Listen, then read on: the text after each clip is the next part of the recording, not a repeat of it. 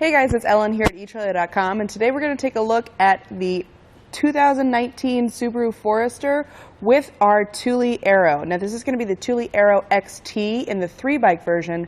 There's also a 2-bike version if you only need that many cradles. It's going to be a hanging style bike rack, obviously, and it's going to hold our bikes at 3 different points. First though, I want to point out one nice thing about this rack.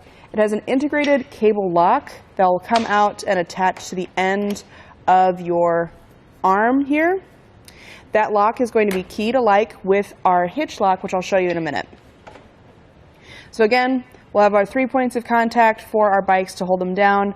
Anti-sway cradle is going to keep our bike from moving backwards and forwards.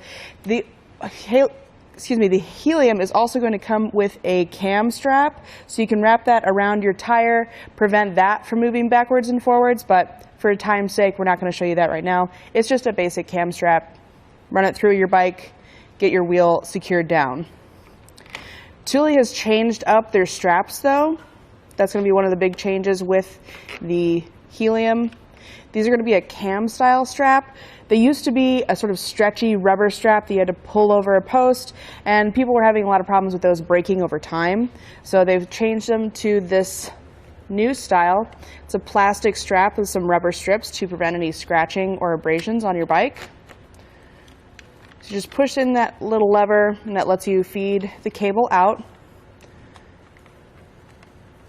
Just need to shift my bike over so that I can get this last strap out. With this bike style, for some reason, this last strap just doesn't really want to go very easily. Just because of the way it sits over the top of our strap. There we go. So we can get those removed. We'll take our bike off and we'll have a closer look at our Helium.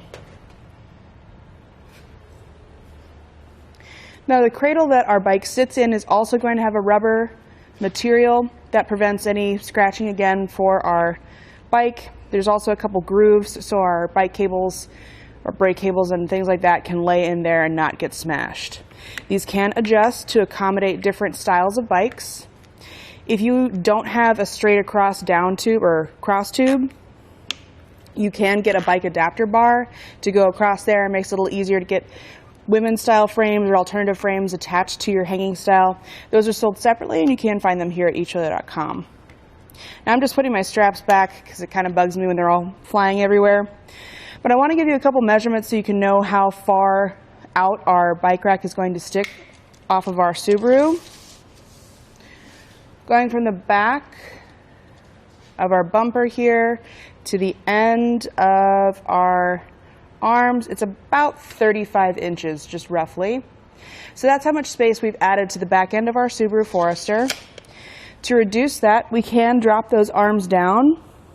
If we come up to the top of the mast, pull up on this oversized lever, that lets our arms go down, and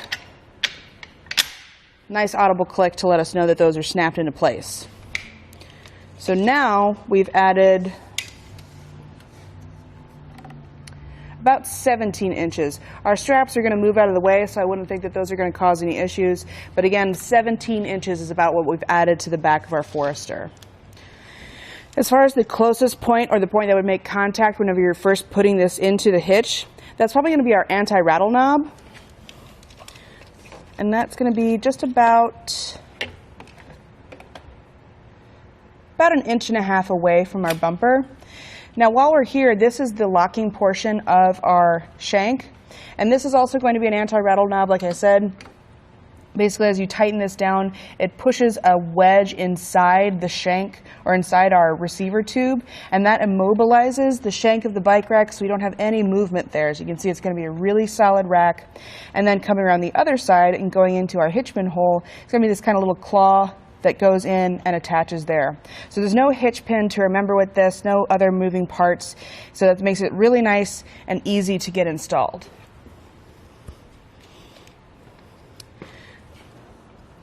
Now if we need to get into our back hatch, we'll have another lever to pull. That's going to be located lower down on the mast, and then we can get into our hatch, get anything in or out that we might need. and have plenty of room to do that. Close this back up. The other really unique thing about the Helium XT is that it's going to be a very lightweight bike rack. So this is going to be just about 20 pounds, but it can hold bikes that are well over that. And it just makes it really nice for putting into your hatch. You don't have to worry about straining your back with that. And that's going to do it for our look at the Thule Helium XT on our 2019 Subaru Forester. Here on our test course, we'll start by going through the slalom. This is going to show us the side-to-side action. This simulates turning corners or evasively maneuvering.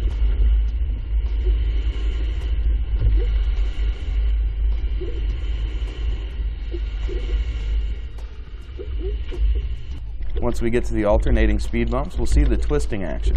This will simulate hitting a curb or pothole or driving over uneven pavement. Once we get to the full speed bumps, we'll see the up and down action. This will be just like driving in and out of a parking lot, parking garage, or driveway.